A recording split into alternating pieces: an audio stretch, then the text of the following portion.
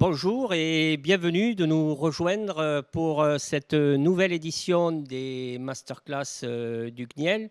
Vous aviez été nombreux à suivre la première masterclass sur la qualité du lait en mars dernier et on vous remercie d'être de nouveau, vous être mobilisés pour nous rejoindre pour cette deuxième masterclass dont le sujet c'est en grande partie vous qui nous avez fait remonter vos souhaits. Et le sujet que l'on va échanger avec vous là, pendant 1 heure, ça concerne donc la data, la digitalisation, l'intelligence artificielle, dans le titre porteuse de solutions pour l'avenir de la filière laitière.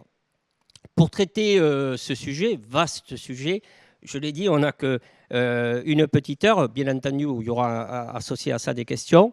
Les intervenants que je vais vous présenter dans quelques instants ont découpé ce sujet en 4 parties. Une première partie pour avoir un état des lieux de ce qu'on appelle donc la digitalisation, aussi bien en amont qu'en aval de la filière. Ensuite, deuxième partie qui va enchaîner touchera la notion de data et de données. Et tout ça nous amènera à la question autour de l'intelligence artificielle. Et en guise, on va dire, de conclusion, nos intervenants nous apporteront une vision, je serais tenté de dire, pour demain, voire après-demain, c'est-à-dire une vision qu'ils ont intitulée « À l'horizon 2040 ». Je rappelle, comme la masterclass précédente en mars dernier, le principe, c'est toujours le même. Pendant 1 heure, vous allez pouvoir assister à la présentation en pouvant visionner toutes les diapositives qu'ont préparées nos intervenants. Pendant cette présentation, vous avez un onglet intitulé « Questions » dans lequel vous pouvez déposer vos questions. Et en deuxième partie de notre masterclass, on reprendra les questions que vous, public, vous nous avez fait remonter. Également, pendant cette présentation, il va y avoir 2 petits sondages pour avoir un maximum d'interactivité avec vous. Il ne faudra pas hésiter à participer. Voilà donc pour ça. Et enfin, également, pour terminer sur les aspects pratiques, bien entendu, tous ceux qui vous êtes inscrits, vous pourrez visionner plusieurs reprises dans les semaines à venir le replay avec des classes d'étudiants, bien entendu, si vous le souhaitez. Et également, si vous le souhaitez, vous pouvez demander l'accessibilité au diaporama qui vous sera, bien entendu, envoyé. Voilà, c'était un petit peu pour rappeler le fonctionnement maintenant que vous connaissez de notre masterclass. Et je me tourne vers nos invités, en commençant par Fanny Teneos Aziza. Tu es docteur en biostatistique. Tu es directrice data et statistique au CNIEL. Bonjour. Clément, bonjour Clément. Clément Allen, dont tu es ingénieur agronome et tu es chef de service capteur équipement bâtiment à IDEL. C'est ça. Voilà, donc déjà encore une fois, grand merci pour avoir contribué à la réalisation de cette masterclass et je pense qu'à travers le plan qui a été énoncé, vous allez nous apporter et apporter à notre public maximum d'éclairage autour de ce sujet passionnant qu'est tout ce qui est data, IA et digitalisation au niveau de l'élevage laitier. Avant de rentrer dans la première partie, qu'on a appelée niveau donc, de digitalisation, en guise d'introduction, je me tourne vers tous les deux. Je serais tenté de dire, on observe une explosion du numérique, de la digitalisation. On entend parler d'intelligence artificielle. Je serais tenté de dire, ça fait le buzz. Mais, pourquoi, depuis ces quelques années-là, récemment, est-ce que vous pouvez nous donner des éléments concernant cette mutation? Alors peut-être Clément, pour commencer. Oui, alors au niveau des élevages, en fait, il y a 2 principales raisons qui peuvent expliquer cette mutation, cette évolution. Donc il faut que la diapo... Donc il y a deux raisons. Il y a d'abord un élément contextuel qui est l'agrandissement des exploitations et des élevages. En fait, on a des élevages qui vont augmenter en taille, et notamment la proportion d'élevages qui ont dépassé les 80-100 vaches a énormément augmenté. Ce qui veut dire que les éleveurs aujourd'hui ont de moins en moins de temps pour gérer individuellement leurs animaux. Et donc ils ont besoin d'un appui je dirais numérique pour pouvoir les aider à gérer au quotidien ces grosses exploitations. Ça, c'est, je dirais, la partie contextuelle, conjoncturelle de l'augmentation des exploitations, avec donc également un besoin d'anticipation d'éventuels problèmes qu'on pourrait avoir de santé, de bien-être, etc. De l'autre côté, en parallèle de ça, on a une explosion des objets connectés dans le monde, avec, selon les statistiques, un peu plus de 70 milliards d'objets connectés, ce qui fait à peu près à l'échelle mondiale 10 objets connectés par personne. Derrière ça, il y a des montres connectées, il y a des smartphones, il y a des voitures. Alors, je t'interromps. Juste, Clément, 30 secondes. Je pense qu'on a un retour de régie qui nous dit que ta diapositive ne s'affiche pas. Donc, il faut que ce soit toi qui, avec la zapette, nous fasse afficher la diapositive.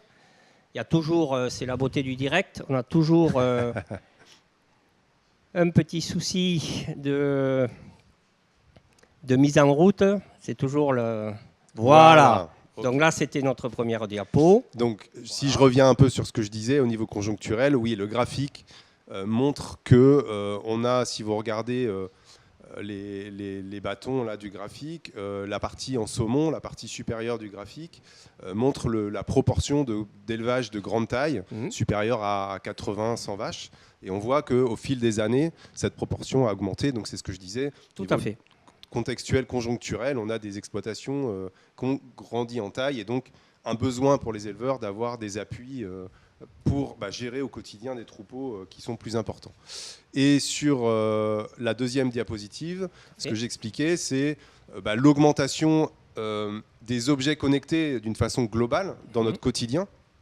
Et ces objets connectés, forcément, par leur fabrication massive, ils ont aussi fini par arriver dans la cour des exploitations et dans les bâtiments pour faire de la robotique, pour faire des capteurs embarqués sur les animaux, des drones, etc., qui sont aujourd'hui utilisés par les éleveurs. Donc il y a bien ces deux raisons, une augmentation de taille des exploitations et une disponibilité technologique qui fait que les outils digitaux et numériques arrivent dans les exploitations aujourd'hui. Donc, de ton côté, c'est ce qui peut expliquer cette explosion du numérique. Et Fanny, de ton côté, qu'est-ce que tu peux nous compléter comme information en prenant plus large au niveau de la filière ? Alors, au niveau du secteur laitier, donc plus généralement, on sort de l'élevage et puis on se rapproche un peu plus de l'aval de la filière jusqu'à la grande distribution. Le sujet s'est développé plutôt par l'entrée de la circulation de la donnée. On avait des remontées du terrain qui nous demandaient les données qualité du lait qui sont tous les jours mesurées sur le lait produit sur les fermes. Est-ce qu'elles peuvent circuler ? Est-ce qu'elles peuvent être envoyées vers un conseil en élevage ? Ce genre de questions, donc, auxquelles au départ on a essayé de répondre de manière individuelle, et puis peu à peu les remontées ont augmenté et on s'est rendu compte en fait de la masse de données qui était générée à l'ensemble des maillons de la chaîne de fabrication de la filière laitière. On a un exemple à droite de toutes les données depuis la ferme jusqu'à chez le consommateur. En fait, donc on s'est rendu compte de ça, et c'est comme ça qu'au début des années 2020, on a décidé de travailler sur le sujet des données et de la digitalisation de la filière. Et bien sûr, tout récemment, le sujet a été boosté par l'arrivée de l'intelligence artificielle. Ok. Merci. Donc déjà, on comprend un petit peu mieux cette notion de grand boom, on va dire, du numérique et de la digitalisation. Et ça me permet de faire la transition avec notre première partie. Concrètement, la digitalisation de la filière. Quel niveau de digitalisation en France ? Donc, avant de laisser la parole à Clément, qui va nous apporter quelques éclairages là-dessus, sur cette première partie, on vous propose déjà un petit quiz concernant, qui normalement doit s'apparaître sur votre écran, un petit quiz concernant justement le niveau de digitalisation. Donc si les questions normalement apparaissent, la question c'est la suivante. Concernant la robotisation au niveau des élevages, d'après vous, combien d'exploitations sont équipées? 5%, 12%, 31%, 44%. Je pense que Clément, normalement, tu as la réponse, mais il faut attendre un petit peu, laisser le temps de la réflexion à nos auditeurs. Voilà, je rappelle, niveau de robotisation des élevages, 5%, 12%, 31%, 44%. C'est pour les robots de traite. C'est pour les robots de traite. Pour les robots de traite. Donc voilà, au niveau du résultat, ça monte. On me dit qu'au niveau de la régie, vous participez. Donc les réponses arrivent. Il n'y a pas de piège. Peut-être que ça va se jouer entre deux valeurs. Allez, donc la réponse qui, a priori, on me fait signe, remonte le plus, c'est 31% des exploitations seraient équipées d'un robot de traite. Donc ça me permet, Clément, de nouveau de te redonner la parole par rapport à cette première partie. Alors, il se trouve que justement, on a fait une enquête en 2024, qui est donc relativement récente, auprès d'un peu plus de 800 éleveurs laitiers en France, répartis sur tout le territoire. Et donc, sur l'ensemble de cet échantillon, 92% des éleveurs enquêtés étaient équipés d'au moins un outil connecté, avec ce qu'on appelle les best-sellers, les outils qu'on va retrouver très fréquemment sur les exploitations. Donc le robot de traite, Patrick, tu l'as cité, 31% des éleveurs équipés sur notre échantillon, mais aussi d'autres technologies qui sont très courantes, comme les systèmes de détection des chaleurs, sous forme de collier ou de boucle. Près de la moitié des éleveurs de notre échantillon étaient équipés de ce type d'outils, des caméras de surveillance ou par exemple des compteurs à lait électroniques. Et puis, sans faire un catalogue de tout ce qui existe, on a aussi des technologies qui émergent et qui se développent assez rapidement. C'est l'exemple des drones, qui représentent aujourd'hui 8 à 10% des éleveurs équipés, mais qui sont en croissance importante. Okay. Ou bien des stations météo connectées, ou tout un tas de robots qui se développent, qui sont complémentaires aux robots de traite, qui sont en fort développement. Et puis, au-delà de cette image en 2024, si on compare par rapport à une autre enquête que l'on a faite en 2015, sur 3 exemples là, de technologies, on s'aperçoit que ce soit les robots de traite, les détecteurs de chaleur ou les caméras, par rapport à 2015, le pourcentage d'éleveurs équipés il a été multiplié par 2,2 à 2,6. Donc on voit une très forte augmentation. Et chez les éleveurs non équipés, une perspective d'équipement à 5 ans qui va de 20 à 30%, donc une forte croissance. On est dans la mouvance. Exactement. Et si je reprends l'exemple du robot de traite, un chiffre qui vient de sortir là, c'est que 83% des installations de traite neuve, c'est-à-dire les gens qui renouvellent leur installation de traite, s'équipent en robot de traite. Donc on est vraiment sur une dynamique extrêmement forte d'équipement par la robotique. Ok. Et donc Fanny, je me tourne maintenant vers toi concernant d'autres exemples concernant ce développement de la digitalisation au sein de la filière. Oui, donc moi je propose d'illustrer cette digitalisation de bout en bout dans la filière avec le sujet de la sécurité du consommateur et de la traçabilité. Donc on a une traçabilité des produits et également une traçabilité de l'information qui circule d'un maillon à l'autre. Et là on a cet exemple emblématique du sanitaire où on démarre au départ avec les animaux qui ont un identifiant unique, un passeport, un certificat sanitaire. Aujourd'hui on est sur papier et on est actuellement en train de travailler avec les pouvoirs publics à cette digitalisation des documents, à cette dématérialisation pour faciliter le suivi des animaux, pour augmenter cette traçabilité. On travaille également sur la traçabilité des aliments des vaches laitières, les matières premières, les aliments composés, les fourrages. Ces données-là, c'est des données qui vont être d'intérêt pour l'ensemble des maillons de la filière. En premier lieu, bien sûr, la ferme, mais aussi la laiterie pour les démarches de segmentation, tout ça. Donc on est en train de travailler sur cette dématérialisation de l'information et de telle sorte à ce qu'elle puisse être utilisée, réutilisée. Et quand on se met au niveau des sites de transformation, on a beaucoup d'analyses qui sont réalisées sur les produits, des analyses microbiologiques, physico-chimiques. On a également des travaux en cours sur le suivi en temps réel de la présence de résidus de biocides pendant les process. Donc toutes ces données-là peuvent être réutilisées pour augmenter la sécurité sanitaire des produits qui sont mis sur le marché et également travailler sur ce qu'on appelle l'optimisation des coûts analytiques. D'accord. Ça a un coût de surveiller et l'idée, c'est garantir cette sécurité tout en maîtrisant ces coûts analytiques. Ok. Donc ça, c'était le premier exemple. Après, on a aussi regardé ce qui se fait à l'échelle internationale. Et là, c'est un sujet, la digitalisation. Il n'y a pas qu'en France qu'on en parle. Donc on est au niveau de l'application, mais bien sûr, c'est très hétérogène d'un pays à l'autre.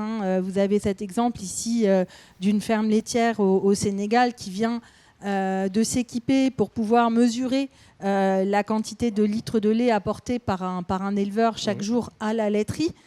Donc voilà, on est sur une digitalisation de cette ferme-là. Et puis en face, on va avoir des usines chinoises. Ici, l'exemple d'un groupe laitier qui collecte 20 000 litres de lait par jour et qui a entièrement digitalisé, numérisé ses process depuis la collecte du lait jusqu'à l'analyse des échantillons pour la surveillance. Et toutes les données qui sont produites à l'usine font également l'objet d'une réutilisation, d'une gouvernance. Donc c'est assez impressionnant. Donc voilà, on a cette hétérogénéité, mais cette réalité malgré tout. Et puis, c'est important de rappeler que c'est quand même un sujet qui est traité au niveau de la recherche. Il y a beaucoup d'équipes de recherche, de laboratoires à travers le monde. Alors beaucoup, non, quelques-unes, qui travaillent sur ce sujet de la digitalisation, de l'agriculture en général, mais aussi certaines qui sont plus concentrées sur l'élevage laitier et les process laitiers pour fabriquer des produits laitiers. Donc voilà, on est à cette interface entre l'opérationnalisation et le monde de la recherche qui étudie encore aussi, par exemple, la rentabilité de ces systèmes ou la valeur de la donnée. Tout à fait. Merci Fanny. Et naturellement, une question qui me vient à l'esprit, donc là vous nous avez donné des exemples de l'importance de cette digitalisation. Une question simple, pourquoi les gens s'équipent quels sont les principaux bénéfices ou freins éventuels qu'il peut y avoir? Donc peut-être déjà côté amont, Clément, et ensuite Fanny, de façon aussi plus générale. Alors sur les bénéfices à s'équiper et les limites qui sont identifiées par les éleveurs, je reviens sur l'enquête que j'ai citée tout à l'heure sur les niveaux d'équipement des élevages laitiers. Les bénéfices qui sont fréquemment cités, les plus fréquemment, c'est d'abord le gain de temps que ça apporte. À partir du moment où vous avez des robots ou des automates qui vont faire le travail à votre place, forcément, ça vous fait gagner du temps, mais ça vous fait aussi gagner du confort de travail. Dans le sens où, au-delà du temps gagné, ça vous apporte de la flexibilité, c'est-à-dire vous pouvez vous connecter à distance sur votre robot, sur vos capteurs, sans être sur l'exploitation et pouvoir les piloter à distance. Ça vous permet aussi de réorganiser votre temps de travail différemment sur la journée et pas d'avoir des astreintes à des heures très précises. Et puis le troisième bénéfice qui est cité, c'est l'attractivité du métier. C'est-à-dire que ces outils-là, rendant le métier également plus confortable, amène une certaine attractivité pour les éleveurs, mais également pour les salariés, par exemple. Une ferme très équipée permet d'attirer des salariés plus facilement. Et puis dans la transmission de ces exploitations, le fait d'avoir des exploitations plus modernes rend aujourd'hui la transmissibilité des exploitations meilleure. Dans les limites qui sont avancées, et il y en a quand même quelques-unes, toujours, et qui sont à la fois des limites et donc des choses qu'il faut améliorer. Il y a en premier lieu le manque d'interopérabilité entre les technologies. Ça veut dire quoi? Ça veut dire qu'une technologie d'une marque A ne communique pas avec une technologie d'une marque B, et donc ça nécessite d'avoir à chaque fois des applications, des logiciels différents, et ça c'est un gros problème. C'est même un des points souvent rédhibitoires quand un éleveur doit s'équiper d'une nouvelle techno. Il va souvent demander est-ce qu'elle est compatible avec celle que j'ai déjà. Il y a le risque d'utilisation abusive des données. On en parlera tout à l'heure, mais ça, c'est quelque chose qui est souvent mentionné par les éleveurs. Et puis, le manque de connectivité, Internet fixe et mobile. De façon assez étrange, on peut avoir des éleveurs qui sont équipés de technologies extrêmement modernes et performantes, comme un robot de traite, et avoir dans le même temps une absence de réseau sur leur exploitation qui ne leur permet pas de se connecter à distance avec leur machine s'ils ne sont pas en Wi-Fi sur l'exploitation. Voilà les principales choses qui ressortent de cette enquête. Tu avais d'autres éléments à nous fournir là-dessus, je pense, non? Alors oui, sur la partie économique, voilà. Effectivement, j'ai pas parlé de retour sur investissement, c'est un autre élément important. On a fait une étude avec le Crédit Agricole, puisque c'est souvent ce qui revient sur la table. Est-ce que ça me fait gagner de l'argent? Est-ce que c'est rentable? Est-ce que c'est rentable? Donc on a fait une étude l'année dernière avec le Crédit Agricole sur ces éléments-là. Sans rentrer dans le détail de cette étude, vous avez des technologies qui sont rapidement amortissables, comme des capteurs par exemple de détection des chaleurs, de détection des mises bas, parce que ça va faire gagner du temps, mais ça va aussi faire gagner, éviter de perdre des animaux, par exemple, lors du vélage, ou améliorer la production laitière. Et donc ça peut se rentabiliser en 3 ans assez facilement. C'est rapide, mais c'est aussi des technologies qui ne coûtent pas très cher.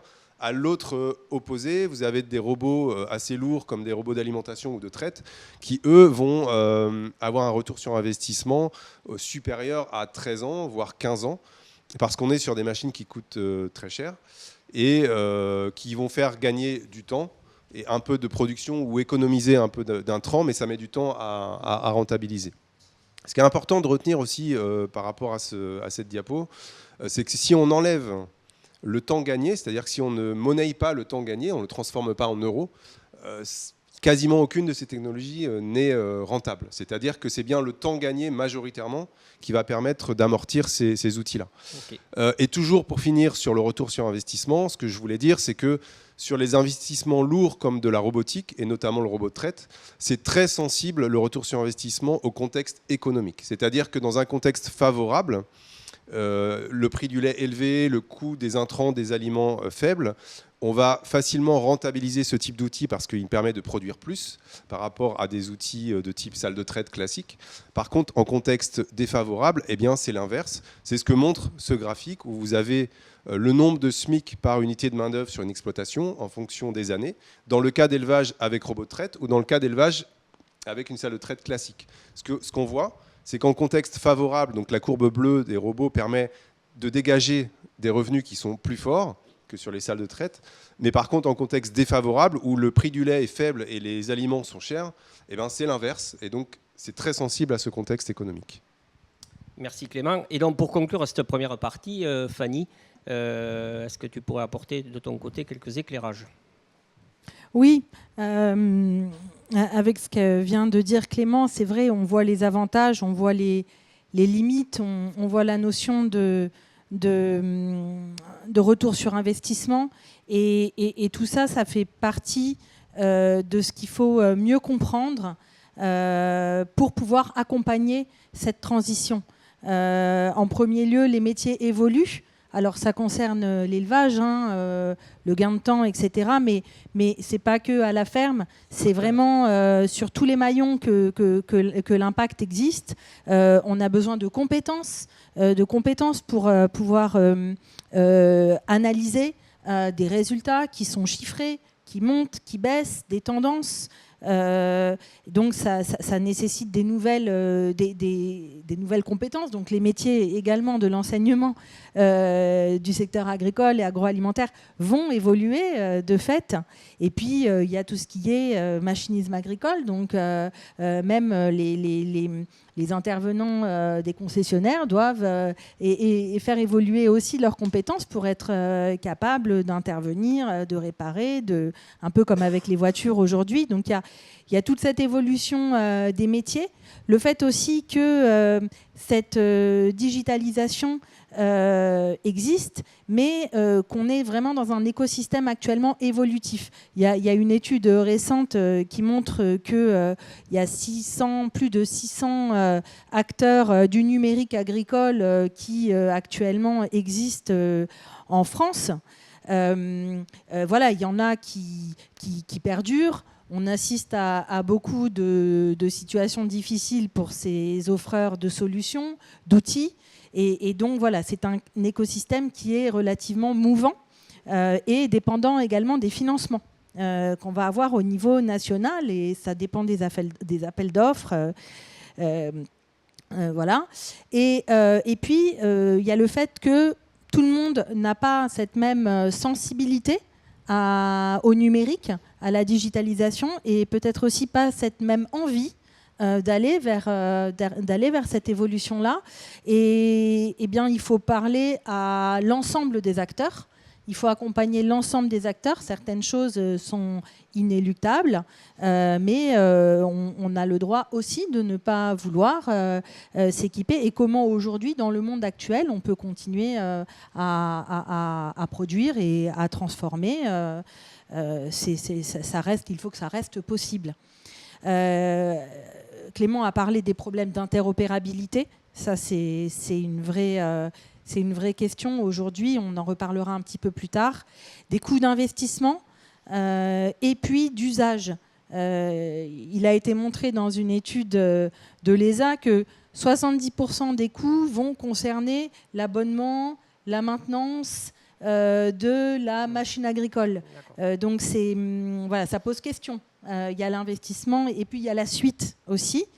Et enfin, si on revient un petit peu au sujet de la donnée qui est générée par l'ensemble des outils, on arrive à une reconfiguration des rapports de force, parce que la data devient un actif, et quand quelqu'un l'a en possession, il a des informations sur l'autre acteur, et donc ça peut aussi déséquilibrer les pouvoirs, et c'est à accompagner également. Voilà. On entend beaucoup parler de géopolitique du numérique, de souveraineté numérique. Donc, à l'échelle de la filière, on ne va pas régler le problème, mais c'est quelque chose à considérer aussi. Merci beaucoup, Fanny. Et justement, tes derniers propos me permettent de faire une très bonne transition sur notre deuxième partie que j'avais annoncée, à savoir la data. Donc, en fait, tout ce que vous nous avez présenté jusqu'à maintenant, donc tous ces outils, toute cette digitalisation, ça va générer des données. Donc ces données, à quoi elles servent, comment elles sont utilisées et comment elles sont générées également par tous ces outils. Alors on a eu pas mal d'exemples depuis tout à l'heure. On a essayé de lister, comme on dit, de la fourche à la fourchette, l'ensemble des données qui sont générées au niveau du secteur laitier. Alors on va depuis l'alimentation des animaux jusqu'au chez le consommateur, en passant par tous les maillons intermédiaires et notamment les sites de transformation. Mais il y a également la recherche. La recherche génère des données qui peuvent aussi être d'intérêt. Ça peut aller dans les deux sens. D'ailleurs, les données des fermes peuvent intéresser les chercheurs dans le cadre de leur projet. Et puis tout ça, ça va servir à la liste qui est là, comprendre, optimiser, tracer, surveiller, préciser. On parle d'agriculture de précision. Et donc voilà, c'est des usages multiples. Et ce qu'il faut se dire, c'est que ces données-là qui sont produites, elles ont une première vie, elles servent à quelque chose, et puis elles peuvent en avoir d'autres. Et c'est ça qu'on cherche à regarder. Donc à la ferme, il y a ce qu'on appelle les données massives qui sont produites par les objets connectés. Clément en a parlé, les capteurs, les tracteurs, les colliers connectés, mais il y a également les drones et puis les satellites. C'est un sujet, les satellites et les données météo. Et puis il y a celles qui sont moins massives. Par exemple, les données sur la qualité du lait qui est analysée tous les jours, les données des robots de traite qui sont analysés en temps réel, les volumes de lait individuels, la quantité d'aliments consommés, tout ce qui est donné des diagnostics environnementaux, charte des bonnes pratiques d'élevage, tout ça, ce sont des données d'intérêt, les données de mouvement des animaux, de naissance, et d'identification, bien sûr, et puis ce qu'on pourrait appeler les données de gestion de la ferme. Et les usages, là, sont multiples, encore une fois. La gestion quotidienne de la ferme, le travail avec les conseillers, le pilotage à travers des tableaux de bord, les applications aujourd'hui. Et puis, il y a le futur, quand on sera capable, mais c'est déjà le cas, en fait, de croiser ces données-là pour optimiser ce qu'on appelle les performances technico-économiques de la ferme et puis se comparer, par exemple, faire du benchmarking. À l'usine ou à la laiterie, on va avoir des données qui concernent, on va souvent être orienté sanitaire avec le pilotage des process et en particulier la maintenance prédictive. Mieux vaut prévenir que guérir. Et là, l'idée, c'est de détecter des signaux faibles. Une dérive d'une contamination microbiologique avec un indicateur d'hygiène dans l'usine, par exemple Escherichia coli, un pH d'acidification du lait quand on fabrique du fromage qui n'est pas atteint, un pH cible de 4,5 par exemple, on peut détecter par la mesure qui n'est pas atteint et voir s'il y a des dérives dans le process. Donc ce genre de données-là vont être utiles pour faire ce qu'on appelle de la maintenance prédictive. Puis il y a toutes les données d'analyse, j'en ai un peu parlé tout à l'heure, ce qu'on appelle les autocontrôles. Là aussi, on va avoir des usages de ces données qui sont moins massifs, mais très qualitatifs. Et puis après, il y a les ventes, les données de vente. On rentre dans l'aval de la chaîne avec la vente et la traçabilité. Et puis la réutilisation des données de l'amont qui va permettre de certifier une démarche de segmentation. Lait de montagne, les bio, etc. Voilà, donc ça, ce sont des usages aujourd'hui qui sont faits des données au niveau de la transformation. Au niveau de la distribution, c'est notre quotidien, c'est les tickets de caisse, les programmes de fidélité, les achats en ligne qui peuvent derrière nous cibler pour la publicité. Et puis, un peu moins visible, tout ce qui est logistique, distribution des produits. Là, c'est l'optimisation de la distribution, de l'économie d'énergie pour le transport, des choses comme ça. Et puis, la durée de vie des produits aussi. On met des intégrateurs temps-température sur les produits pendant qu'ils voyagent pour aller vers chez le consommateur. Ça peut permettre d'ajuster la durée de vie des produits. Là, ce qu'on appelle la DLC ou la date de durabilité minimale. Voilà. Et puis on se dirige vers, là, tout doucement, le passeport digital du produit. Il y a des initiatives à l'échelle européenne.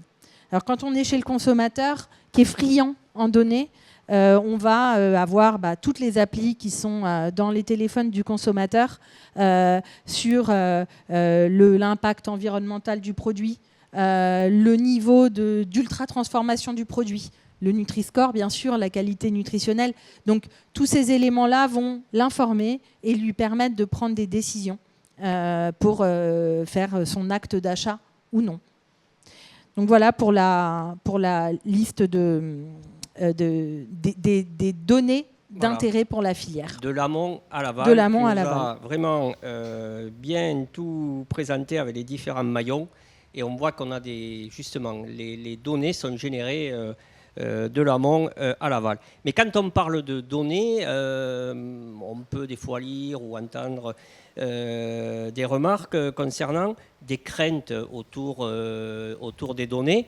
Alors avant de à nouveau vous laisser la parole, j'en profite, je suis à mon deuxième petit quiz concernant justement la notion de partage de données. Autrement dit, si je pose la question différemment, est-ce que vous êtes d'accord pour partager vos données, notamment par exemple au niveau d'une exploitation dans le quiz s'affiche donc 4 possibilités, du moins de ce petit sondage, et ensuite Clément et Fanny nous donneront leur avis. Oui, complètement, car il faut partager, viser un bénéfice collectif, donc c'est la force du collectif. Oui, mais plutôt auprès de mes pairs, mon vétérinaire, mon technicien. Non, pas du tout, car il y a trop de risques de fuite. Non, pas vraiment, je ne veux pas fournir mes données librement. Voilà, donc ça, c'est un petit peu le sondage qui vous est proposé. Donc, comme le précédent sondage autour de l'importance des robots de traite en exploitation, prenez un petit moment pour donner votre avis. Et voilà. Et pour le sondage, vous avez un onglet à droite qui vous permet d'afficher le sondage. Un sondage, là, ce deuxième et dernier sondage de notre masterclass concernant les craintes, je pourrais l'appeler comme ça, autour des data. Par contre, est-ce qu'il faut, oui ou non, avoir des craintes? Voilà, bon, je pense qu'on a laissé un peu de temps. Alors, ce qui apparemment ressortirait, et ça va me permettre de faire la transition avec Clément, ce qui ressortirait, c'est plutôt oui, mais avec mes pairs, autrement dit, mon vétérinaire, mes techniciens. Alors justement, il se trouve que c'est une question qu'on avait également posée aux éleveurs laitiers lors de notre enquête, et que ils avaient répondu ils avaient bien fait la différence entre les acteurs avec qui ils seraient prêts à partager leurs données ou non. Et donc, si on peut afficher l'illustration. Voilà. Hop, alors je reviens en arrière. Voilà, c'est la bonne diapo. Donc, 70 à 80% des éleveurs enquêtés se sont dit prêts à partager leurs données avec d'autres éleveurs, avec leurs techniciens ou leurs vétérinaires, et ils ont mentionné des termes comme le benchmarking, donc c'est-à-dire pouvoir se comparer entre eux, pour améliorer le conseil qui leur est fait, ou bien pour améliorer le soin à leurs animaux. Et donc là-dessus, il n'y a aucun problème de leur point de vue, majoritairement, à partager ces données-là. Par contre, ils sont beaucoup plus réticents, à tort ou à raison, de les partager avec soit des acteurs privés, quels qu'ils soient, ou bien des autorités gouvernementales. Derrière, les termes qui ont été souvent mentionnés, c'était risque de flicage, de vol de données, ou la peur peut-être de payer plusieurs fois un service. C'est-à-dire, j'achète un capteur pour, je sais pas moi, pour avoir les données météo sur mon exploitation. Ces données-là, quelqu'un d'autre y a accès, les récupère et me revend un deuxième service alors que c'est les données que j'ai produites moi-même sur mon exploitation. C'est un peu ce qui va sortir fréquemment quand on interroge des éleveurs. Oui, pour rebondir, en octobre 2022, on a fait un séminaire avec les professionnels du secteur laitier sur ce sujet, valoriser les données de la filière laitière, quels bénéfices, quels freins. Et c'est exactement les retours qu'on a eus. Alors, ce n'est pas une enquête encadrée, mais ça allait vraiment dans ce sens-là. Les bénéfices sont identifiés. Et là, on est à l'échelle de la filière, c'est-à-dire que l'aval de la filière identifie aussi les bénéfices à pouvoir réutiliser les données, mais les craintes existent et ils vont être de l'ordre de la non-compréhension de l'usage qui est fait de la donnée. On me dit du conseil, est-ce que c'est pas plus je veux le savoir, si c'est le cas, et je veux pouvoir être d'accord ou non. Est-ce que ma donnée circule? Et également la notion de retour sur investissement et de contrepartie. Ce que disait Clément, ça, ce sont des choses qui ressortent très facilement lors des échanges sur ce sujet. Très bien. Alors, avant de faire notre transition avec notre dernière partie, vous avez bien expliqué la circulation, les données. Vous avez bien, on va dire, rassurer, expliquer tout ce qui peut se poser comme question autour de la circulation des données. Donc, par rapport à cette méfiance, est-ce qu'aujourd'hui, par rapport à ces craintes, est-ce qu'on a des pistes concrètement pour dire, en fait, non, il ne faut pas avoir peur? Alors, c'est vrai que quand les données sont anonymisées, qu'elles font l'objet d'agrégation, c'est-à-dire qu'on va calculer par exemple une moyenne, il y a moins de réticence à partager. On est d'accord pour mettre des statistiques en ligne. Il y a quelques exemples ici sur les statistiques sur les produits AOP. Derrière, ça va être des informations sur le niveau d'ultra-transformation des produits, des références sur les pratiques en élevage, ou encore en haut à droite, une carte sur les achats de substances pesticides. Et donc, cette mise en ligne-là, elle est assez foisonneuse. On observe beaucoup de plateformes, d'observatoires qui sont accessibles et très utiles. Dès lors qu'on commence à parler d'échange de données entre acteurs, de l'amont à l'aval, donc depuis la nutrition animale, l'élevage, tous les partenaires de l'élevage, les conseillers, les vétos, les outils d'aide à la décision, et puis quand on va vers l'aval, les laiteries, les distributions, les pouvoirs publics, ça commence à devenir un petit peu plus compliqué. Et il y a cette notion de données personnelles qui va circuler, qui va être échangée, de réutilisation. Donc ce qu'on a entrepris au niveau interprofessionnel, c'est d'accompagner les acteurs avec la publication d'un document qui s'intitule « Filière laitière et data ». Partager les données de la filière laitière en confiance, et qui vient proposer un langage commun pour l'échange des données, qui vient éclairer la réglementation, parce que la réglementation, elle est pas très ancienne. Le Data Act européen date de septembre 2025, donc on est vraiment sur des choses très très fraîches. Donc éclairer cette réglementation, mieux comprendre la notion d'accord qui est subtile, et puis fournir des bonnes pratiques quand on contractualise au sujet d'un échange de données. Qu'est-ce que je dois afficher dans mon contrat? Comment je dois demander l'accord? Ce genre de choses-là, il y a des incontournables.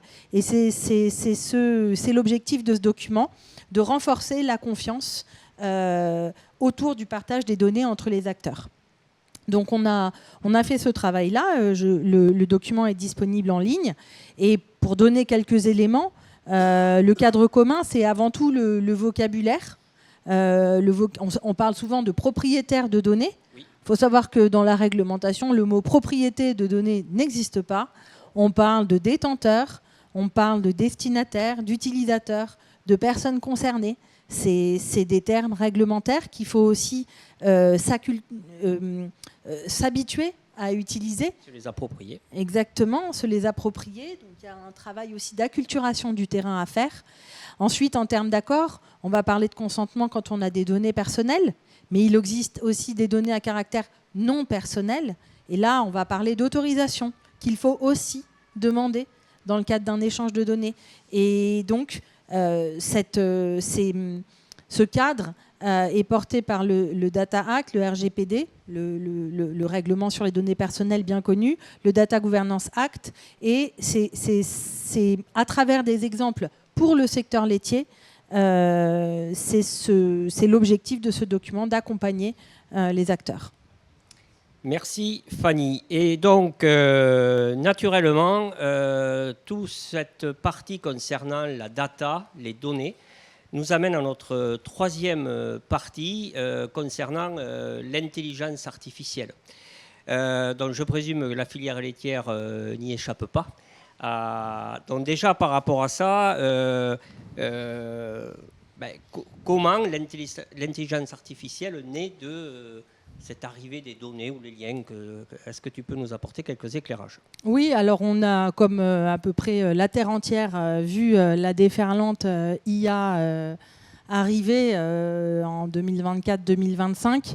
On fait une veille sur le sujet data dans la filière laitière et également dans cette veille, on a vu le nombre d'articles augmenter sur ce sujet-là, avec toutes les promesses qui sont bien connus de l'IA, mais aussi beaucoup de choses qui concernent les freins relatifs à l'IA. Donc tout ça, c'est à examiner. Et donc voilà, c'est vrai que nous, c'est un sujet qui est arrivé et qu'on regarde de près aussi. Ça reste un sujet d'actualité récent. Tout à fait. Et donc de ton côté, Clément, si on pourrait apporter quelques éléments concernant aller un petit peu plus loin sur l'IA. Est-ce qu'on n'a qu'une IA? Est-ce que tu pourrais nous donner une définition encore un peu plus précise de l'IA? Oui, alors c'est une bonne question. En fait, on a l'impression que l'IA, c'est nouveau. Mais en réalité, ça fait assez longtemps que ça existe. Et ce qu'on appelait IA autrefois, finalement, c'est tous les outils qui nous permettent de faire de la prédiction. Alors là, ces petits schémas représentent les différents types d'IA de façon générale. Mais si je prends l'exemple de l'agriculture, l'IA prédictive, c'est l'IA qu'on a aujourd'hui dans les fermes, finalement. Celle qui prédit des mises bas, celle qui prédit des chaleurs, celle qui permet de détecter des défaillances sur les machines agricoles, etc. Ce qui est nouveau, et le buzz de l'IA, il est arrivé avec, en réalité, l'IA générative. On parle beaucoup, tout le monde connaît ChatGPT, par exemple, aujourd'hui. Et donc, cette IA générative qui permet de créer du texte, des images, de répondre à des questions. Et donc, aujourd'hui, elle n'a pas complètement encore sa place dans les élevages, ou en tout cas, on ne connaît pas très bien la place qu'elle a pris, mais on peut imaginer des applications. Déjà, demain, je vous montrerai après des exemples. Et puis, le futur de l'IA, c'est ce qu'on va appeler l'IA agentique. Donc, l'IA agentique, là, c'est finalement une IA qui va un peu réussir à tout connecter ensemble, à tout automatiser, capable d'automatiser des tâches, capable de générer de l'information, capable de prendre des décisions aussi de façon autonome. Et donc ça, on se projette un peu vers le futur, mais c'est aussi des choses qu'on imagine arriver assez rapidement dans les exploitations. Voilà. Donc, au vu de ta diapositive, on aurait donc, c'est pas qu'une IA, mais du moins, ça pourrait se décliner en exactement, là il y en a trois principales, mais il pourrait y en avoir plus. D'accord. Et donc, justement, je pense que le public, c'est ce qu'il attend, nos auditeurs, concrètement des applications. Est-ce que vous pouvez nous donner des exemples de l'intelligence artificielle?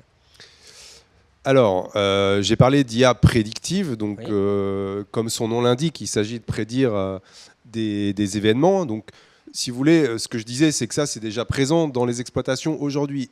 Sur la partie droite là, de votre écran, vous voyez un exemple d'outils très courants dans les exploitations laitières aujourd'hui, qui sont des colliers de détection des chaleurs, et donc qui vont mesurer sur l'animal son activité physique, son comportement, et à partir de là, un traitement va être fait, un traitement basé sur de l'intelligence artificielle des données, et envoyer derrière à l'éleveur une information pour lui dire attention, cet animal-là est en chaleur, je te conseille de, par exemple, l'inséminer dans 5 heures pour que ce soit optimal. Ça, c'est de l'IA prédictive alors.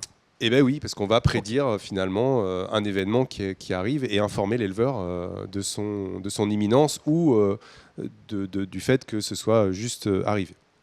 Et puis un autre exemple qu'on voit de plus en plus aussi, alors plus dans le domaine de la recherche qu'aujourd'hui dans les fermes directement, c'est pas tout à fait encore abouti, c'est toute l'IA qui est axée sur de l'image.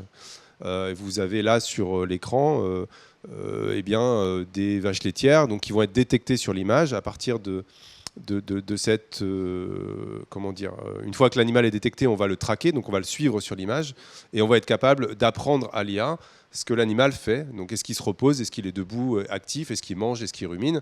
Et donc derrière ça, l'idée c'est de détecter des problèmes, des dérives finalement par rapport à son activité normale. Par exemple une chute de rumination, une chute d'activité, pour informer l'éleveur sur un problème peut-être sanitaire ou de bien-être sur les animaux. Voilà, ça c'est des exemples d'IA prédictive assez classiques. Ok.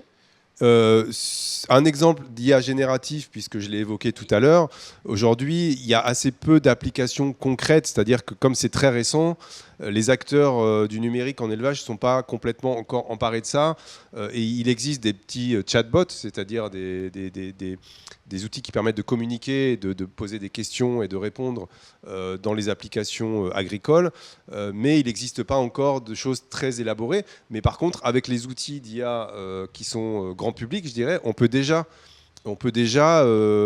poser des questions et avoir des informations très poussées. Là, par exemple, c'est une image qu'on va poster sur une IA grand public et à qui on va demander un diagnostic peut-être. En tout cas, voilà, j'ai vu ça sur ma vache. Est-ce que tu peux poser éventuellement un diagnostic et me dire ce qu'il faut faire éventuellement. Donc là, vous allez avoir une petite piste sonore qui vous montre D'après la la réponse. photo que vous nous avez envoyée, il s'agit d'un ulcère de la sole.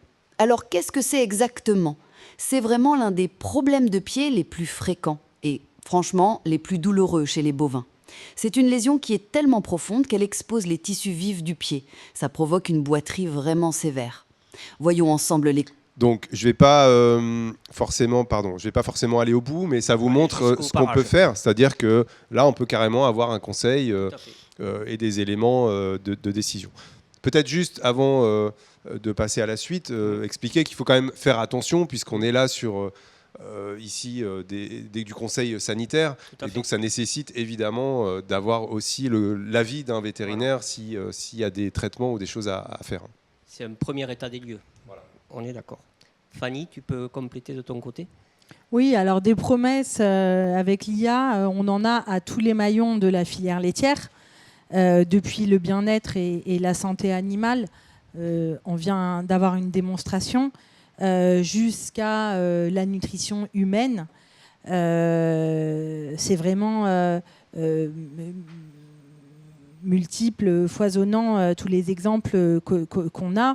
Il y a l'optimisation des pratiques de production à la ferme, également l'optimisation des intrants, de l'utilisation des ressources en eau, tout ce travail de valorisation des données et donc de les utiliser pour encore mieux faire, je dirais même, améliorer la qualité du lait. Les analyses aujourd'hui sont très performantes avec la spectroscopie.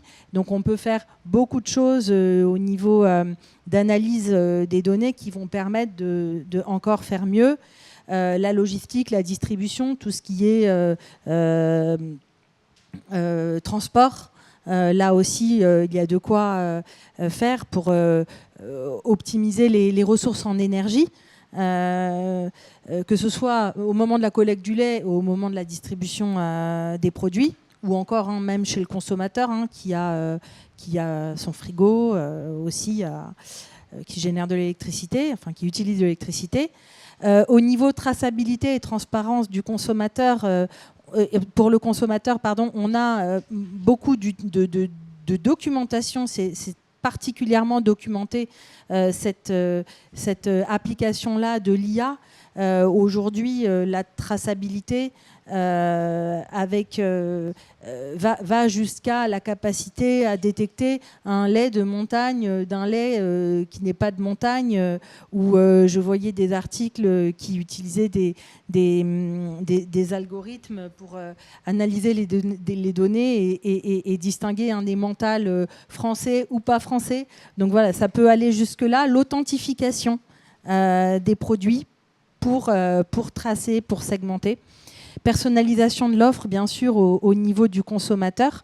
Et puis, au niveau des autorités sanitaires, il y a une utilisation de l'IA pour orienter les contrôles, faire plus là où il y aurait besoin au niveau sanitaire et moins là où on sait que les pratiques sont correctes et que autant mettre les ressources de contrôle dans des endroits où c'est plus nécessaire. Donc on a vraiment beaucoup de promesses pour la filière laitière avec cet outil-là. Merci Fanny. Alors pour respecter le timing, il nous reste encore un petit peu de temps avant de laisser la place aux questions, mais pour terminer cette partie sur l'intelligence artificielle que vous nous avez très très bien, je vous remercie une fois de plus, très très bien détaillée. Ma question, elle est simple. On peut avoir confiance quand on voit tout ce qui se passe là? Est-ce que c'est fiable, pas fiable? Oui, est-ce que c'est fiable, performant? Enfin, c'est une question légitime. Alors, sur les outils qui sont aujourd'hui dans les exploitations, on a évidemment une fiabilité importante. Et puis, s'ils fonctionnent, si les éleveurs investissent, c'est qu'ils y trouvent un réel intérêt. Sur des exemples un peu plus basés sur des recherches, des projets qu'on a menés ces derniers temps, alors qui ne sont pas sur de l'élevage laitier, mais sur d'autres types de production. Deux petites illustrations. La première illustration qui est à droite, en fait, c'est un apprentissage, une IA à qui on a appris à reconnaître les moutons vus de drone pour pouvoir les compter. C'est un besoin des éleveurs de pouvoir compter les moutons, notamment quand ils sont à l'extérieur. Et donc, pour faire ça, on a utilisé une IA qui était disponible en libre accès, mais qui avait appris sur des vues de face ou de profil, vues d'hommes. Et si on utilise cette IA telle qu'elle sur une vue de drone, on se rend compte que des fois, elle reconnaît des moutons, mais la plupart du temps, elle va reconnaître des carottes, des oiseaux ou d'autres types de formes, tout simplement parce qu'on ne lui a pas appris. Et c'est ce qu'il faut aussi retenir avec l'intelligence artificielle, c'est qu'elle doit apprendre et il faut qu'on lui apprenne. Un autre exemple sur des bovins. Là, l'idée, c'était, comme tout à l'heure, dans la diapo que je vous ai montré, de reconnaître des bovins sur l'image et de savoir ce qu'ils font, est-ce qu'ils mangent, est-ce qu'ils ruminent, est-ce qu'ils boivent. Donc, vous allez voir sur la petite vidéo qu'on a appris à une intelligence artificielle à faire ça. Mais si on ne prend pas en compte toutes les conditions, c'est-à-dire sur une ferme, il va y avoir un changement de conditions de luminosité avec de l'ombre qui va apparaître à certains moments de la journée, etc. Si l'IA n'a jamais vu ça, elle va avoir du mal à être performante. Et donc, ce qu'il faut bien retenir, c'est qu'une IA performante, derrière, c'est des humains qui ont investi beaucoup de temps pour lui apprendre et lui montrer toutes les conditions possibles qui peuvent exister sur le terrain. Il y a toute une phase d'apprentissage, quoi. Exactement. Et Fanny, si tu souhaites compléter. D'apprentissage et d'annotation aussi, qui est très important. Oui, mais moi je voudrais plus insister sur la qualité des données. Il y a quand même il faut s'assurer des informations numérisées qui vont entrer dans les systèmes, s'assurer de leur qualité, de leur authenticité. Souvent aujourd'hui, le constat qui est fait, c'est que les données existent mais ne sont pas suffisamment standardisées. C'est-à-dire écrites toutes de la même manière pour pouvoir aller d'un système à l'autre. Donc ça, c'est un vrai enjeu. D'avoir des données qui sont propres, bien organisées et qui peuvent circuler, et puis aussi encadrées juridiquement pour leur circulation. Ça fait partie des enjeux importants à regarder sur le sujet de l'IA. Vous avez deux exemples ici de travaux conduits au niveau laitier et interprofessionnel. Un travail sur la qualité des données de surveillance microbiologique, santé animale et également la surveillance des végétaux, donc auquel on a pu contribuer. Et puis également un travail dans lequel on est impliqué sur la normalisation des systèmes agricoles et agroalimentaires pilotés par les données. Là, on est au niveau international. Il y a le machinisme agricole. Il y a tous les pays. Il y a beaucoup de pays du monde, une centaine qui sont impliqués. Et l'idée, c'est de permettre l'interopérabilité des technologies qui vont venir irriguer le monde agricole et le monde agroalimentaire et travailler sur la fiabilité des données.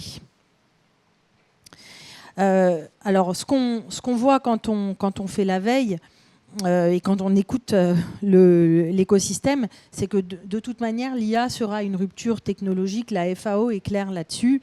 Il n'y aura pas de retour en arrière. Par contre, ce qu'on constate, et c'était très important quand tu as montré l'exemple avec la boîterie, c'est la notion de confiance dans les systèmes. Et là, on va en revenir aussi à l'alimentation des IA avec les données, des données de qualité. Et puis l'explicabilité aussi des modèles qui vont être utilisés. leur rentabilité, qui doit également être étudiée, et puis la notion de captivité des données. On les met dans un système, elles vont quelque part, et puis quelle est leur vie après. Ça, ce sont ce type de questions-là qui sont à considérer et qui sont identifiées là, dans ce rapport commandé par la Commission européenne sur l'IA, l'utilisation d'outils basés sur l'IA en agriculture. Donc on a toute une documentation précise pour ce secteur-là, des freins qui sont à considérer. Et récemment, le CGAER a publié un rapport sur l'intelligence au service de l'agriculture et de l'agroalimentaire. Et c'est plutôt positif parce que ça signifie qu'il y a aussi une prise en considération de ce sujet-là au niveau national et français. Et c'est important. Merci. On arrive au terme de notre première partie, à savoir la présentation de nos 3 volets. Alors, j'avais annoncé 4. Le 4e, on va dire, c'est notre guise de notre partie conclusion, ouverture.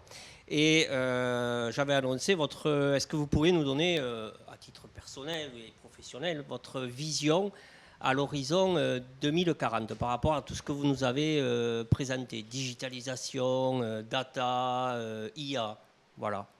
En quelques mots, puisqu'il faut garder un peu de temps pour répondre aux questions. Très rapidement, donc évidemment, on n'a pas de boule de cristal pour deviner ce qui se passera, mais quand même, on voit les tendances évoluer.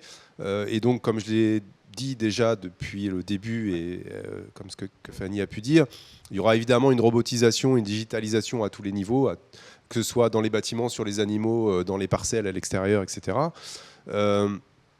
Mais il y aura aussi d'autres choses qui vont arriver sur l'exploitation, des évolutions sur les bâtiments d'élevage, par exemple, avec des bâtiments qui seront probablement plus adaptés au bien-être des animaux et des éleveurs, adaptés au stress thermique, aux conditions climatiques qu'on a aujourd'hui, avec peut-être parfois de la végétalisation à l'intérieur, mais aussi de la robotique. Il y aura des changements, de l'adaptation, ça a déjà commencé d'ailleurs, sur la génétique des animaux. Il va falloir les adapter, ces animaux-là, au stress thermique, aux conditions climatiques qu'on va avoir de plus en plus, mais aussi avoir des animaux qui sont peut-être moins émetteurs en méthane, par rapport, justement, toujours en lien avec ce changement climatique. De la production d'énergie à la ferme, évidemment. Des nouveaux modèles économiques, on n'en a pas trop parlé, mais jusqu'à très récemment, les éleveurs étaient souvent propriétaires de toutes leurs machines sur l'exploitation, en tout cas les éleveurs principalement. Aujourd'hui, on va de plus en plus vers des systèmes basés sur du leasing, de la location ou du partage. Et puis, pour terminer, je dirais qu'il y aura évidemment une intelligence qui centralisera toutes ces données, qui prendra des décisions, qui analysera, qui conseillera. C'est évident que ce sont des choses qui vont arriver sur les exploitations. Donc de plus en plus. De plus en plus. Et je peux illustrer peut-être avec un cas très concret. Aujourd'hui, ce n'est pas encore présent sur les exploitations, mais on pourrait très bien avoir demain des systèmes sur l'exploitation qui détectent par exemple une baisse de production, une baisse de rumination d'un animal, donc un problème potentiel. Derrière, un diagnostic qui analyserait, basé sur une analyse de ces données-là, pour dire par exemple là que c'est une subacidose, et puis un agent IA sur l'exploitation qui serait programmé par l'éleveur ou par des conseillers qui viendraient sur l'exploitation, ajusterait la ration automatiquement à partir des robots qui sont présents sur l'exploitation, contacterait un vétérinaire, puis alerterait l'éleveur pour lui dire voilà ce que j'ai fait, est-ce que tu es d'accord avec mes décisions. Et tout ça, c'est le mélange de ce que tu nous as expliqué, des différents types d'IA. Exactement, des robots, des IA. Voilà. Ok. Fanny. Alors, moi, je ne vais pas aller jusqu'en 2040. Je vais aller jusqu'en 2028. Puisque ce sujet des data, de la digitalisation de la filière représente un axe de travail stratégique pour la filière. Donc, au niveau interprofessionnel, des travaux sont programmés pour la période triennale à venir. Et l'objectif... on est conscient en fait que cette transition digitale, numérique existe. Et donc, l'objectif, c'est d'accompagner et anticiper les changements qui vont se produire en lien avec cette transition. Et donc, comment on embarque tout le monde de manière équitable, durable et collective. C'est une innovation, donc ça représente un changement et il faut l'accompagner. Également, l'objectif est de regarder ce qui se fait au niveau national, international. La digitalisation, les data, l'IA, ça concerne la filière laitière, mais c'est un sujet qui touche en fait l'ensemble des secteurs agroalimentaires. Donc aussi travailler collectivement sur le sujet, parce qu'on ne va pas régler tous les problèmes tout seul, c'est quelque chose qui doit se faire ensemble. Donc établir des partenariats et des échanges avec nos collègues des autres filières. Et puis, y a des grandes transitions. Typiquement, j'en ai parlé tout à l'heure, la dématérialisation des passeports bovins, c'est aussi des grands changements. Et donc, il faut accompagner ces projets transverses et tout ce que ça va bousculer derrière au niveau des métiers. Et donc, voilà, accompagner, apporter un appui pour tous ces grands projets transversaux. Et ensuite, ça va se décliner en action interprofessionnelle. Je pense à des cadres communs pour la gouvernance des données, pour l'échange des données. Donner son consentement, aujourd'hui, on signe un papier. Est-ce qu'on peut essayer de moderniser ces pratiques? Est-ce qu'il y a quelque chose à faire au niveau national pour progresser sur ce respect de la réglementation? Donc voilà, il y a un plan de travail qui est établi pour 2026-2028 au niveau de la filière laitière française. Merci Fanny, donc on est en route et je retiens l'aspect du collectif, de l'accompagnement, justement pour laisser personne sans suffisamment d'informations et de bien s'approprier ces innovations, ces changements. On a dépassé de 5 petites minutes le temps qui nous était imparti, mais donc beaucoup de choses à dire, hein, et je sais pour vous assez frustrant parce que peu de temps pour dire ça. Je propose une petite pause pour passer aux questions et on se retrouve dans quelques instants pour répondre à toutes vos questions. Et nos intervenants, bien entendu, restent avec nous. À tout de suite.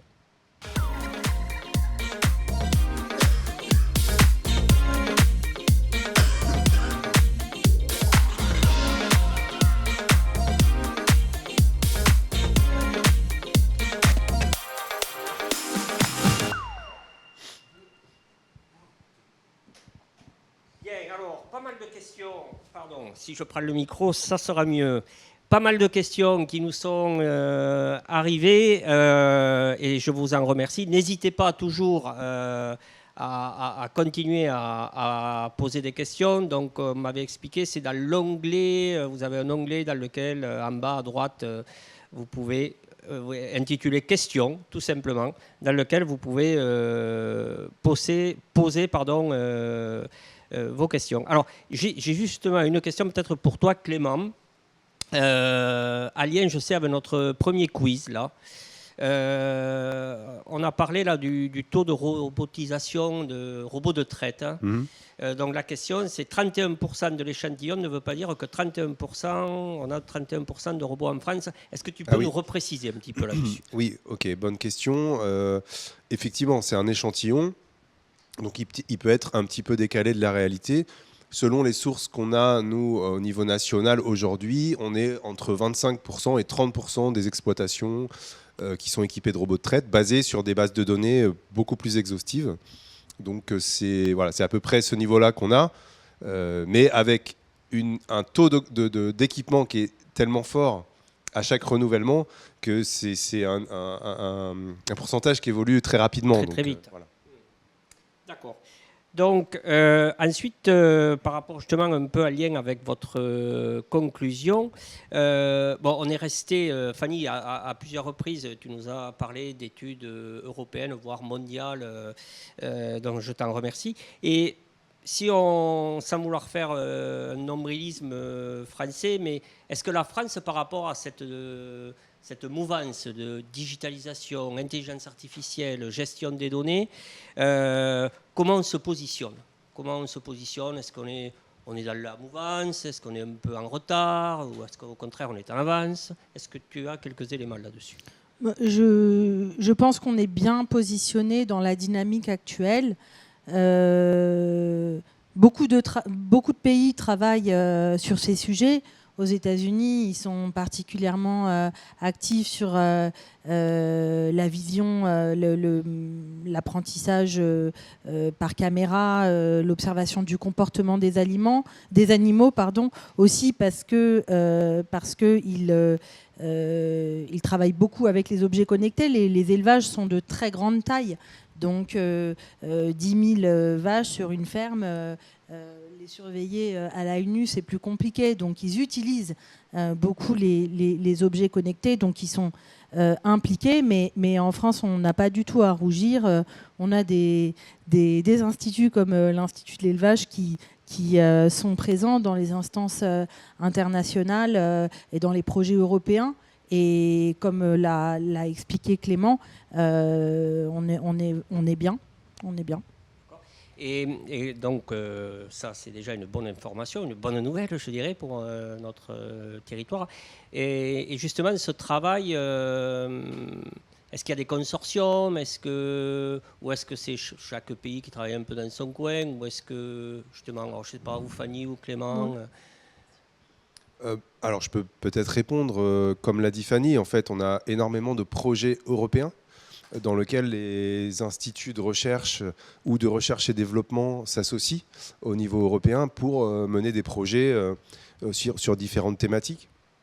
Je pourrais citer par exemple, j'ai montré une image basée sur le drone. Bon voilà, il y a un projet européen qui tourne autour de l'utilisation du drone en agriculture qui s'appelle Icaerus et pour lequel c'est un consortium de pays et de centres de recherche européens qui vont se concentrer sur ce sujet, essayer de faire avancer l'utilisation du drone en agriculture. À l'échelle nationale, je pense qu'il y a plein également de consortiums ou de groupes qui existent. Je pourrais citer, moi, par exemple, un programme qui s'appelle Smart Élevage, qui nous a permis de faire un guide sur le numérique en élevage que j'ai amené là, et qui regroupe différents acteurs sur le sujet, qui nous a permis de faire ce travail-là. Et ce guide, juste pour nos auditeurs, il est consultable Il est consultable et accessible en ligne gratuitement sur notre site internet. Sur le site d'IDEL. Sur le site d'IDEL. Voilà. Tout à fait. Fanny, tu voulais compléter? Oui, à l'occasion du sommet mondial laitier qui a lieu de manière annuelle, on a aussi la possibilité de voir où en sont les pays, puisque donc il y a des conférences qui sont données. Et comme à un moment donné, j'en ai parlé, on va des pays qui ne sont pas du tout équipés, digitalisés, jusqu'à des pays, là c'était un exemple chinois tout à l'heure, où tout est entièrement numérisé, digitalisé.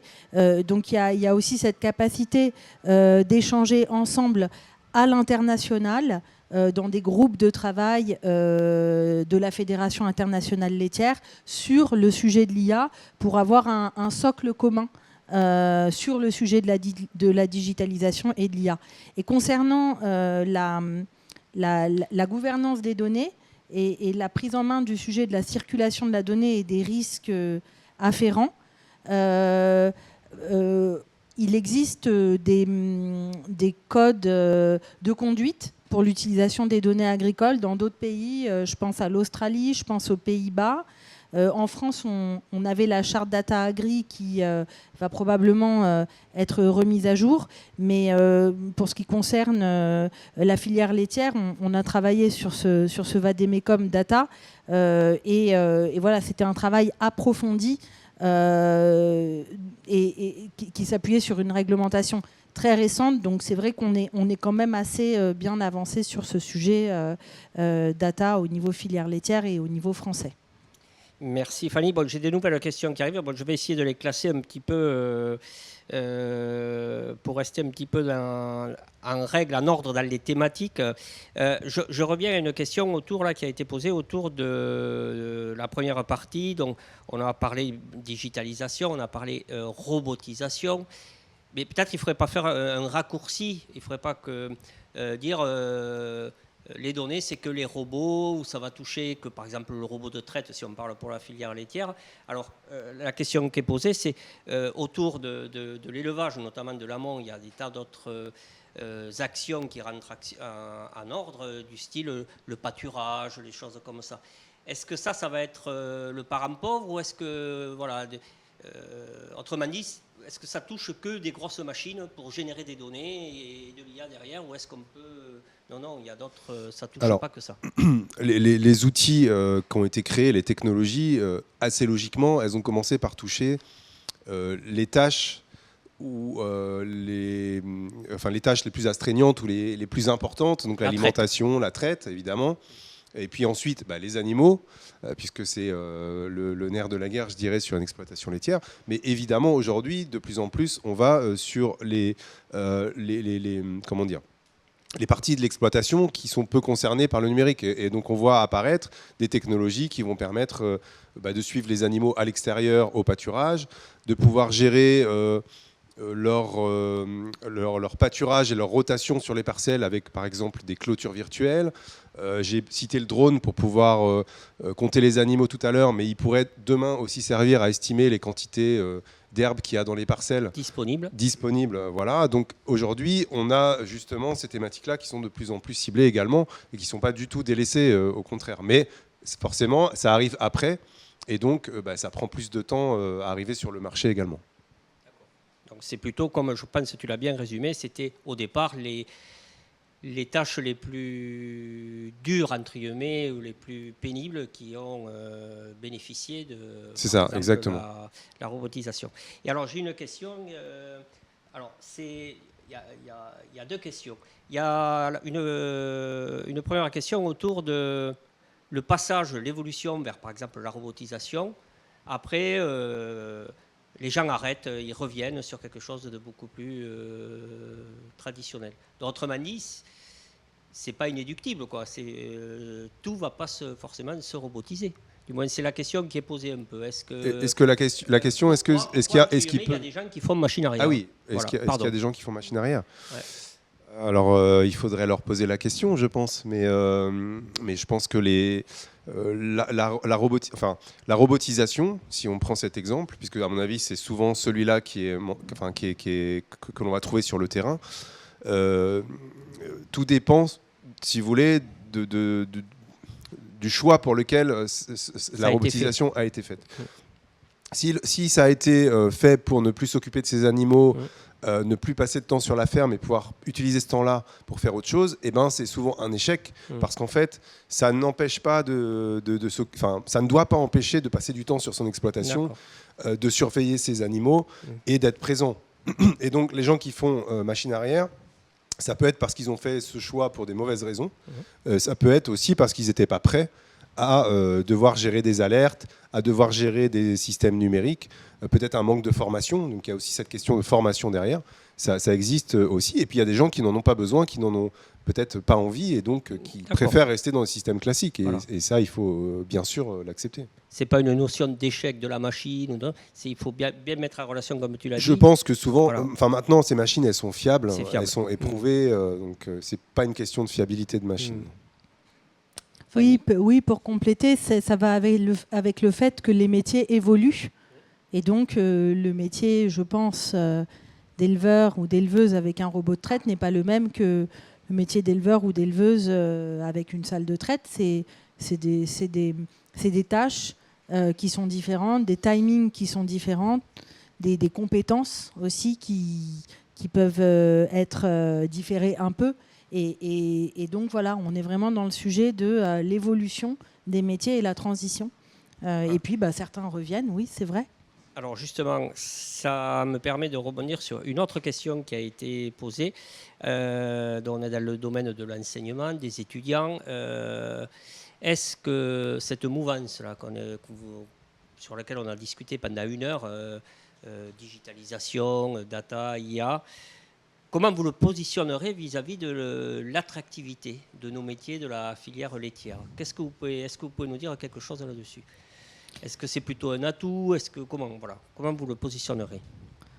Alors, de mon point de vue, après, j'ai pas fait d'enquête, mais je pense que c'est plutôt un atout pour l'attractivité des métiers avec nos jeunes actuels qui sont nés avec un smartphone dans la main, donc qui ont l'habitude de gérer des chiffres, des cartes, des positions GPS, des alertes. Ça fait partie déjà de leur quotidien, donc leur demander d'aller chercher toutes les factures dans la boîte à chaussures qui se trouve dans l'armoire au fond de la salle de traite pour les aliments pour animaux, peut-être que ça ne va pas leur plaire. Donc c'est vrai que cette numérisation de l'information peut constituer un levier d'attractivité.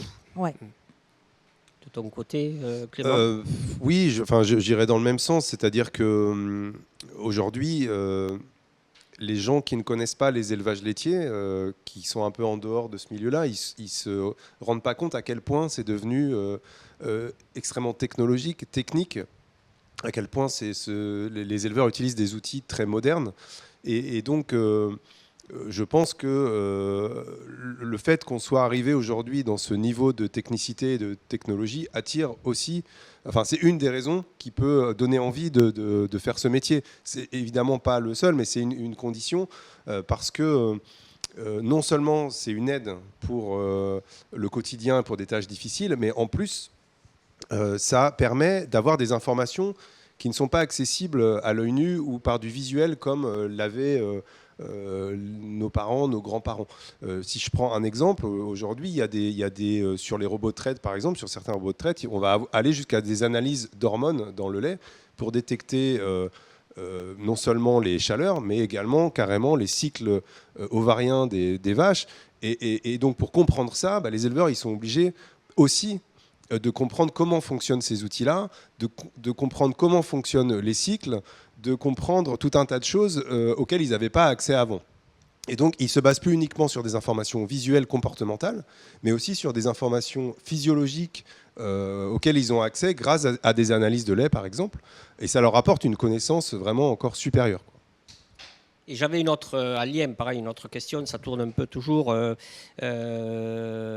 jusqu'où on peut aller avec l'IA. Alors, sans dire qu'on va se laisser porter par les informations, autrement dit, jusqu'où par rapport à ce que tu viens de nous expliquer, on entend dire souvent rien ne remplace l'œil de l'éleveur, ou rien ne va remplacer le conseil du technicien ou du vétérinaire. Comment vous positionnerez donc l'IA là, par rapport à ça? Autrement dit, on y fait confiance. Vous nous avez bien expliqué tout ça, mais est-ce qu'en quelque part, on ne va pas s'affiniantiser, comme on dirait, on devient un peu plus passif, puisque c'est la machine qui va nous fournir l'information? Ça fait partie des points de vigilance qui doivent être étudiés dans les années qui viennent. Cette notion d'implication, de confiance dans les outils. Et donc, je pense que c'est ça l'accompagnement à la transition. C'est aussi observer les impacts futurs de ces outils sur le comportement humain et les métiers. Mais globalement, je pense qu'il faut toujours avoir en tête que cette IA reste un outil.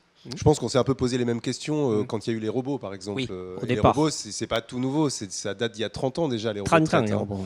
On s'est posé la même question. Comment ça va changer le métier? Et on se rend compte que les éleveurs restent éleveurs. Simplement, ils se sont adaptés, ils ont évolué. Les conseillers se sont adaptés également à ces machines-là. Ce sera pareil avec l'IA, donc le métier sera plus le même. Par contre, De conseiller, tu veux dire, ou les métiers d'éleveur ou de conseiller seront plus les mêmes exactement. On va aller de plus en plus vers de l'automatisation de tâches de conseil ou de prise de décision, mais peut-être que ce sera sur des tâches, je dirais, à faible valeur ajoutée, c'est-à-dire qui ne nécessitent pas que l'éleveur ou le conseiller y passe du temps, et que ce temps gagné, il resservira peut-être à d'autres tâches économiques sur l'exploitation ou à haute valeur ajoutée. Et donc c'est comme ça qu'il faut le voir, et c'est comme ça que les métiers vont évoluer également. Mais comme on est dans une phase de transition actuellement, ça pose plein de questions forcément. Ok, je regarde de ne pas oublier des questions. De toute façon, après, les gens peuvent toujours nous recontacter si j'en ai oublié. Donc, la notion de conseil, justement, j'en avais une qui était au lien les évolutions. Donc là-dessus, tu as répondu un petit peu la ferme du futur. Vous l'avez répondu dans votre conclusion. Peut-être Fanny, non, tu voulais rajouter? Non. Voilà. Donc je pense qu'on a à peu près fait le tour des questions. Je vois que l'heure a aussi bien avancé. On est à peu près dans le timing. Donc si je regarde encore ma tablette, s'il n'y a pas d'autres questions, je propose qu'on va s'arrêter là pour cette deuxième masterclass. Je rappelle que, on me le dit dans l'oreillette normalement, que vous pouvez télécharger le diaporama. Vous pourrez, du moins, il faut demander le diaporama. Il faut demander, autant pour moi, vous demanderez, comme là vous avez posé les questions, on vous enverra le diaporama. Par contre, en ayant déjà été inscrit à cette masterclass, vous pourrez accéder, bien entendu, au replay. Et je vous encourage à aller réécouter l'ensemble de ces témoignages autour de ce sujet passionnant qui est la data, la digitalisation et l'intelligence artificielle. Et également, on me précise que dans l'onglet liens, vous pouvez télécharger aussi des documents qui sont disponibles. On arrive quasiment pile à l'issue de notre masterclass. Encore une fois, Fanny, Clément, merci beaucoup pour déjà le temps que vous avez accordé à préparer cette masterclass. Toute cette présentation qui, je l'espère, permettra à des enseignants et à des étudiants de découvrir ou redécouvrir tout ce domaine passionnant. Donc encore une fois, un grand merci. Merci. Merci. Je remercie également toutes les équipes du CNIEL qui m'ont aidé à préparer cette masterclass. Héloïse, Watson, Olivier, Brian, et excusez-moi si j'en oublie, donc toutes les personnes qui affairent en coulisses pour que cette heure et demie soit la plus réussie possible. Et bien entendu, un grand merci à toute l'équipe de la régie qui, chaque fois, avec beaucoup de professionnalisme, nous organise cette diffusion en direct. Je vous souhaite une bonne soirée. Encore une fois, merci pour votre confiance et votre fidélité. Et je vous dis à très vite pour une nouvelle masterclass du CNIEL pour l'enseignement agricole. Bonne soirée et merci.